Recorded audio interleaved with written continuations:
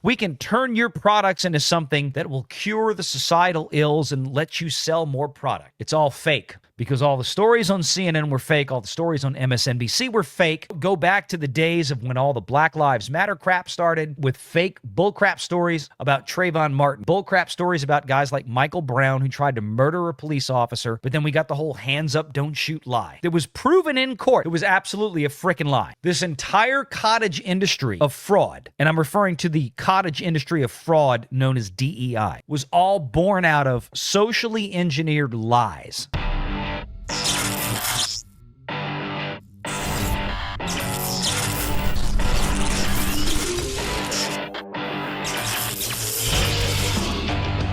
Renegade Online. This is a great one from that Park Place. If you're not checking out TPP, make sure you do every single day. Sweet Baby Inc., our DEI gaming favorites out there. Sweet Baby Inc. reportedly dropped by Sony as the gaming giant cancels several projects with Sweet Baby Inc.'s involvement. It's been a long time coming, but it looks like the industry may finally be waking up. According to a verified insider speaking with the Gothic Therapy YouTube channel, Sony has allegedly begun canceling contracts specifically involving controversial narrative consulting firm Sweet Baby Inc. The insider, who has provided accurate information to Gothic Therapy hosts Master the TDS, our good friend out there TDS, and Writing Raven, God bless you both, hope y'all doing well, in the past, claims these weren't random cuts, they were deliberate. Targeted terminations of in-development projects that had Sweet Baby Inc. embedded in them. Check out the full video expose in the player. Now, this is from, I think, this is from TDS, right? Yeah, it's from TDS, from Gothic Therapy. Make sure you guys are following Master the TDS on X. Make sure you check out his YouTube channel. He does a lot of great work. This guy has exposed so much crap out there. If this is true, this could mark a significant turning point in what has become known online as GamerGate 2. The rising backlash against forced narratives, identity politics in game development, and the shadowy consultants who reshaped beloved franchises to serve political messaging. Full disclosure, Writing Raven of Gothic Therapy is a contributing writer for TPP. And I think most people knew that out there who follow TPP have already known she's been there for a while. She does great work. Sweet Baby Inc.'s grip on gaming may be slipping. Over the past year, Sweet Baby Inc. has come under increasing scrutiny for its behind-the-scenes role in some of the most divisive projects in recent gaming history, from Suicide Squad Kill the Justice League. And that was a massive failure from Warner Brothers. That video game failure, Suicide Squad Kill the Justice League, not David Zaslav's fault.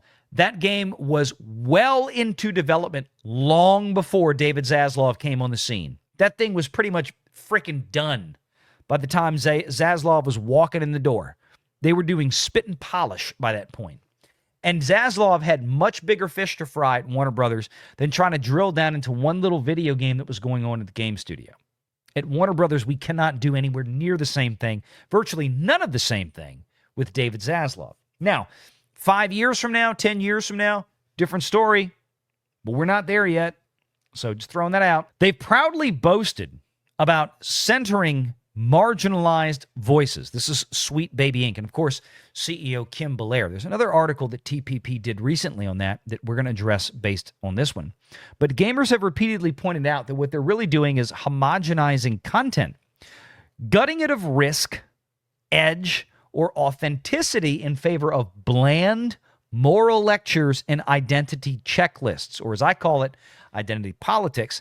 Kim Belair even told the head of SBI, Sweet Baby Inc., even told a story about starting Sweet Baby Inc. because she was upset that gamers had a choice in their protagonist in titles like Mass Effect 2, citing a desire to have everyone experience her specific choices. And that's true.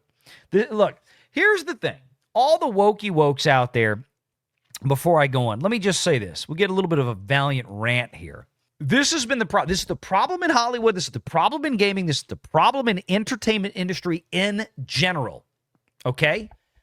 And that is the complete bullshit industry of DEI, the bullshit industry of gender studies, gender politics, the bullshit industry of wokeism out there, with this notion that look at all of these societal ills out there that are on CNN and MSNBC every single day. Why we can fix that. Why we can come in there and we can give you something. We can turn your products into something that will cure the societal ills and let you sell more product. It's all fake because all the stories on CNN were fake. All the stories on MSNBC were fake. Go back to the days of when all the Black Lives Matter crap started with fake bullcrap stories about Trayvon Martin, fake bullcrap stories about guys like Michael Brown who tried to murder a police officer. But then we got the whole hands up, don't shoot lie. That was proven in court. It was absolutely a freaking lie.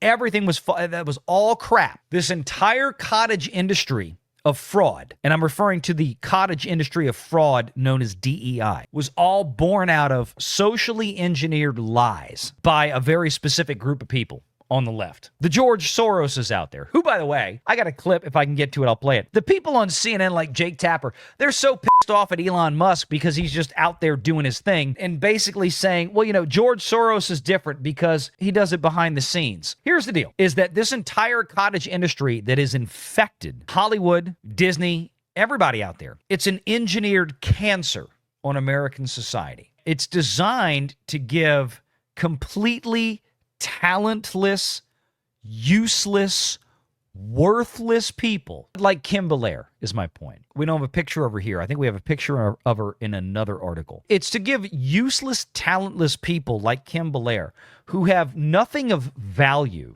actual real value to provide a Fortune 500 company, an entertainment company, a game developer, whatever genre of Fortune 500 company that may be, is to give people like Kim Belair a platform to foist her garbage upon the rest of the earth. Why? Because she's a black woman and she deserves reparations. Let's cut the bullshit.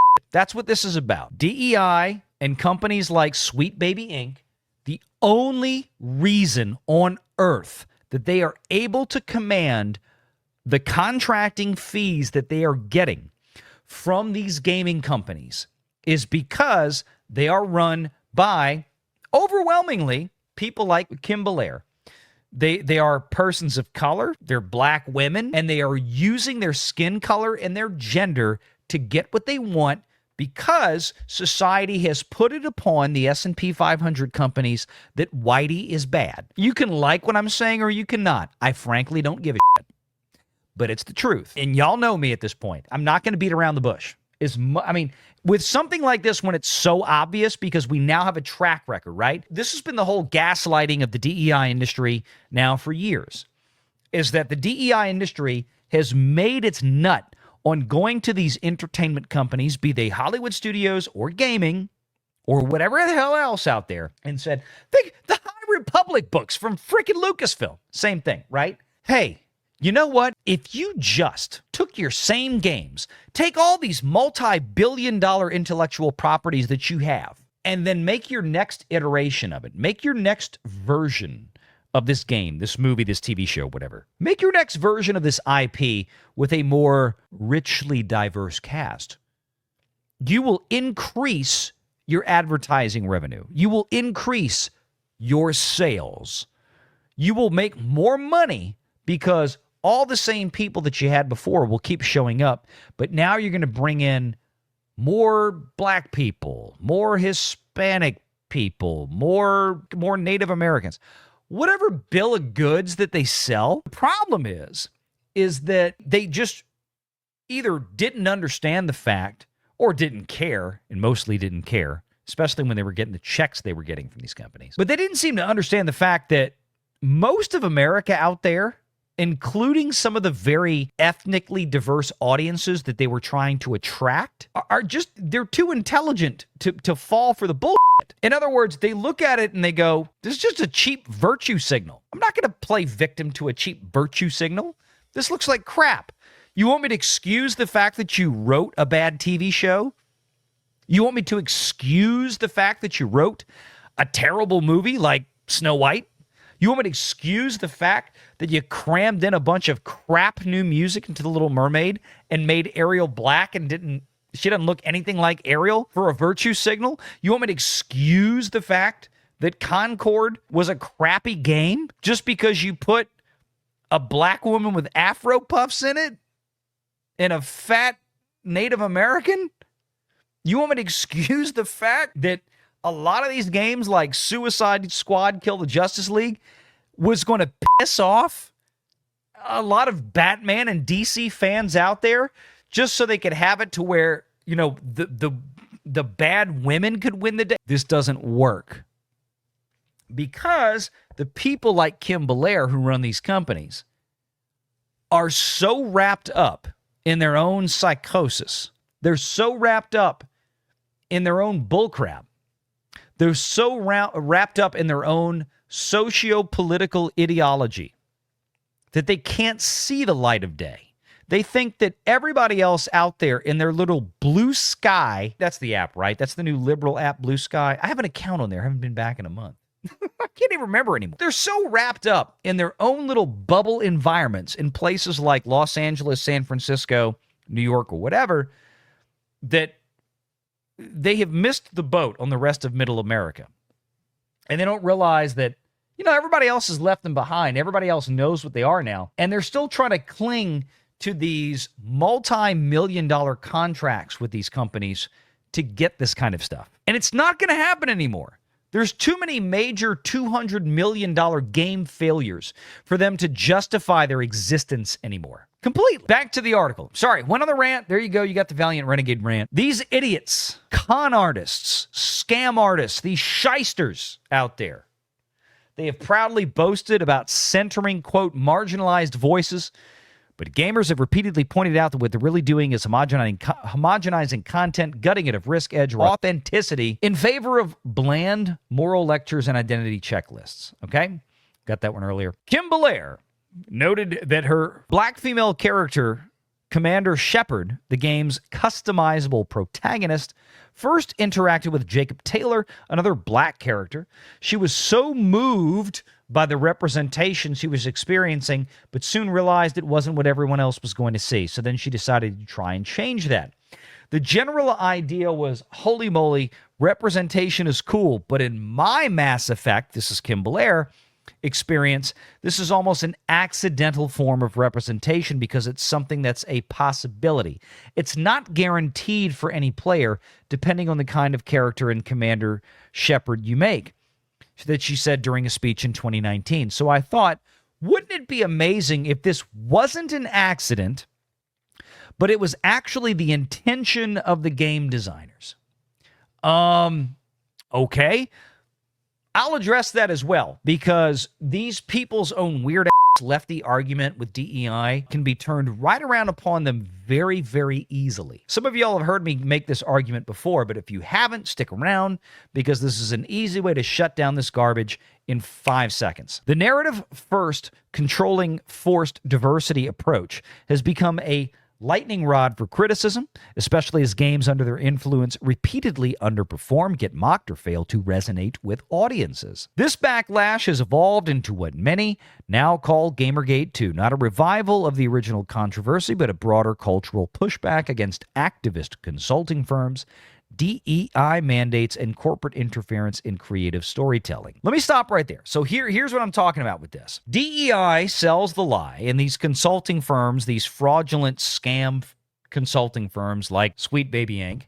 Again, Valiant Renegade's opinion. I can't sit here and prove they're running a scam, but my opinion, based on my observations and my experience, my opinion is they're running a scam. My opinion is they are running a scam on Fortune 500 companies for money. It's shakedown money.